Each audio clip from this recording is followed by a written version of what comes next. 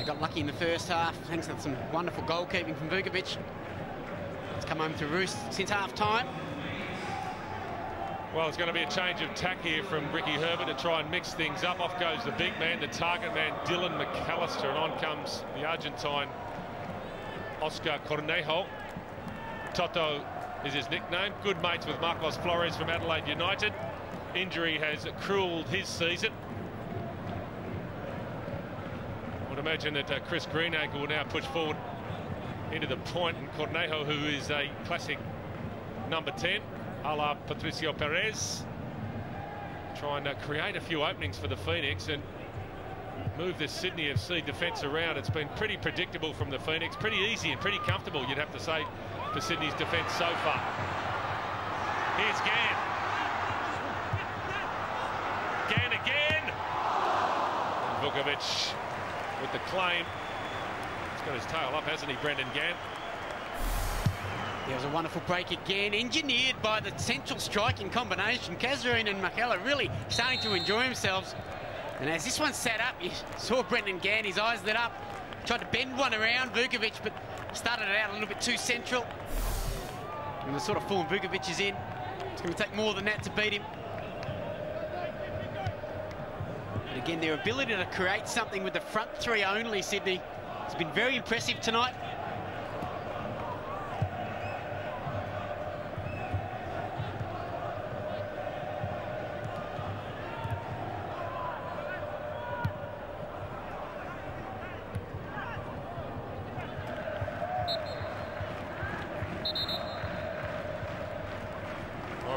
Upended by Ward, and Levicka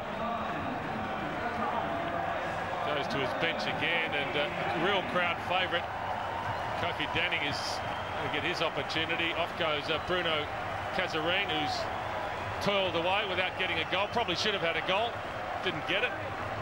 Another example of what he brings to Sydney FC here tonight.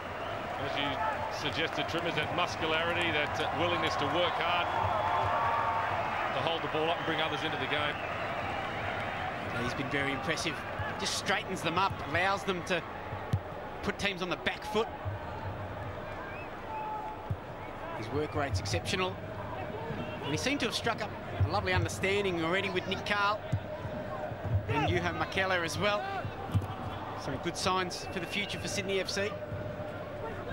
So Kofi Danning will now play through the middle, up front for Sydney.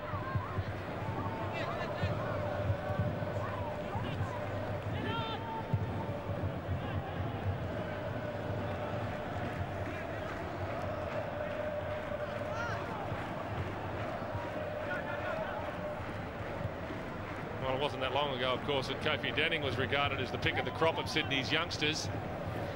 But injuries stalled his progress, and his opportunities since have been few and far between. Perhaps he's been overtaken by others. Think of Dimitri Petranos and Ryan Grant. Here's Cole.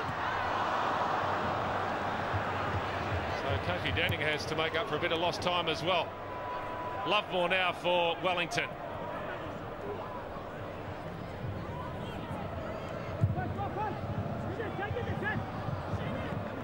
Almost picking out Cornejo. In fact, it was Rojas, I should say, on that far side. Well, Danny Vukovic beaten twice tonight. But what a match it's had. Well, you often hear about players putting highlight reels together. Well, Danny Vukovic, he just has to send them a tape of this game. He's done it all. Wonderful saves from one-on-one, from distance, from the penalty spot, double save, using his feet, using his fists.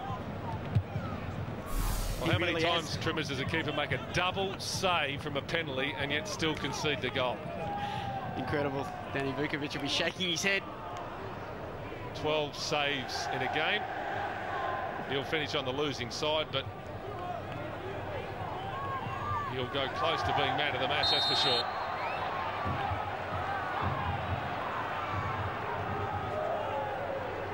Tony Lockett's had a torrid second half. Shannon Cole's taken it to him a couple of times. That time Moriarty out pointing him as well.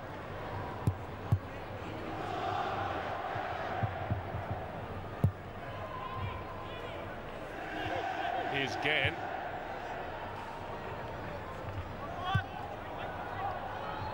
There is some talk that Brendan Gan might end up playing for the Malaysian national team with his heritage.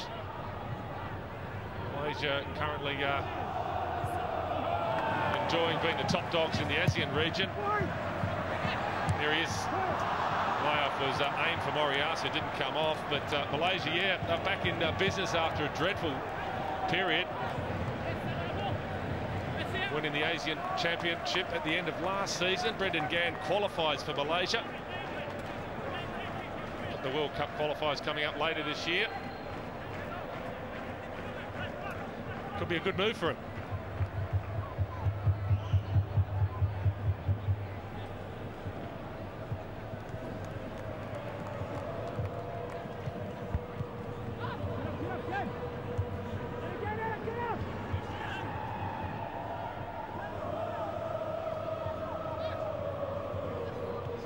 Reckon he'd get a start in the Malaysian team, Trimmers, or what? I haven't seen too much of Malaysian football recently, Mike. But you were there in 2007. They've improved a little bit since then. Yeah, I think Brendan Gan's first priority is to establish himself in the Sydney FC lineup. There's going to be some changes, you'd imagine, moving forward.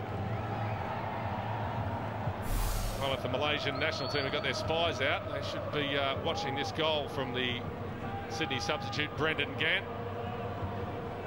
He's been really positive since he's come on. Took responsibility in the penalty area. He called everybody off and said, this one's mine. He planted it in the back of the net. A lovely constructed move. We've seen Shannon Cole a couple of times in this second half work his way beautifully into that crossing position.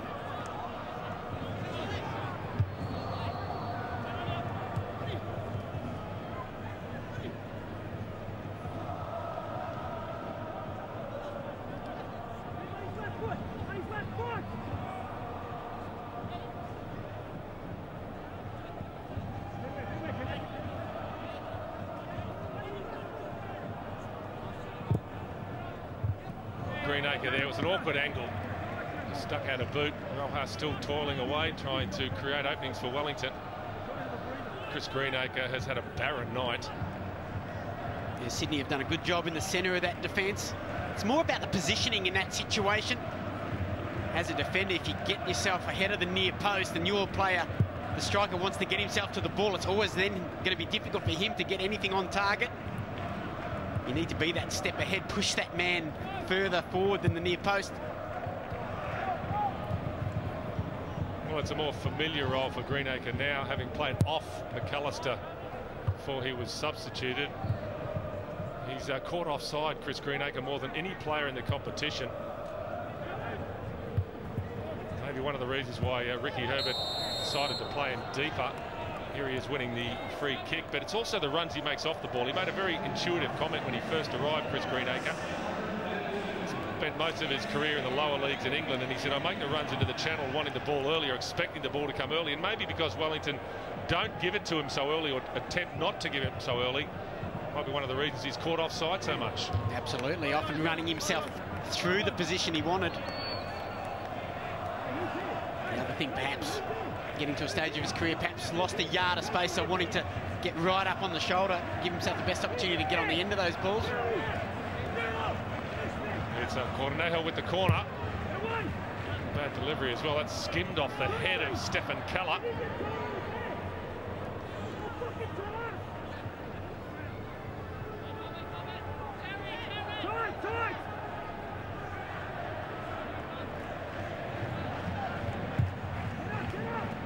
Flynn just lumps it up to the halfway line. Speak about those comments from Chris Greenacre, and sometimes I think we are a little bit quick to perhaps judge some of the players who are coming to the A-League without allowing them to really get a feel for the style of play,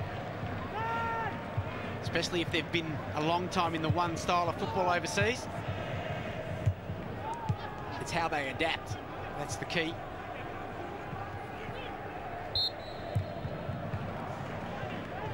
Also the understanding of their teammates, of what to look for in their foreign players.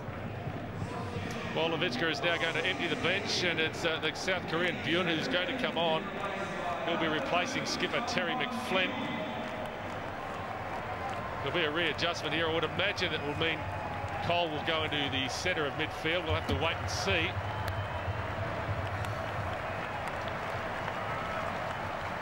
night at the office for McFlynn and Sydney FC. 8 minutes to go, the 3 points in the bag. The unbeaten run in 2011 will continue.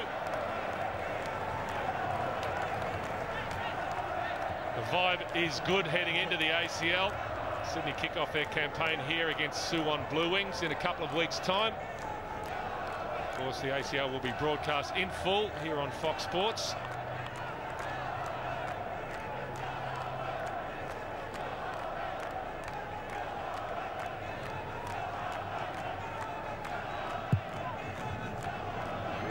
Free kick, free header for German.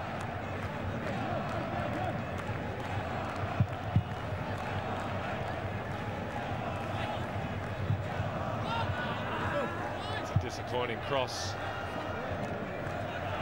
from Cornejo.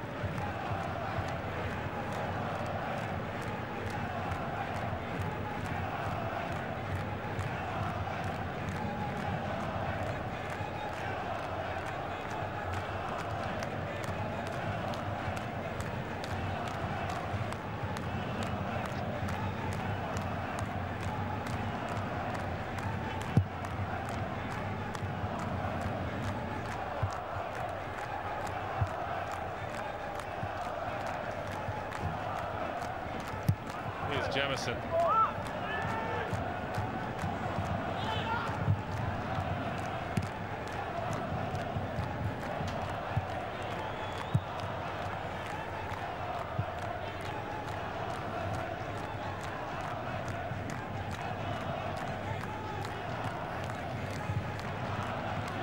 Well, it's about damage limitation now for Wellington. You sense they'll regroup ahead of their final game against North Queensland Fury. It's this Sunday. You'd expect a vastly different lineup as well. Some players coming back from suspension. Reinforce the Phoenix. Has been a makeshift, especially the centre of that defence. Interestingly, the game at Westpac at the weekend is kicking off after the Jets, I should say before the Jets play Central Coast Mariners, so that gives Newcastle, if they win tomorrow night, of course, a big advantage. I know exactly what's required of them heading into the F3 derby. And as we said, Trimmers, that little bit of pressure, that little bit of tension. You never know. Whichever way you look at it, after that impressive win against Adelaide last weekend, it's been back to the drawing board for Ricky Herbert tonight. They can have absolutely no complaints about this result, Wellington. And the preparation's been pretty good as well, because they've stayed here in Australia after the game in Adelaide, so the travel factor has been eliminated. Perhaps surprisingly, they have looked sluggish right from the first whistle.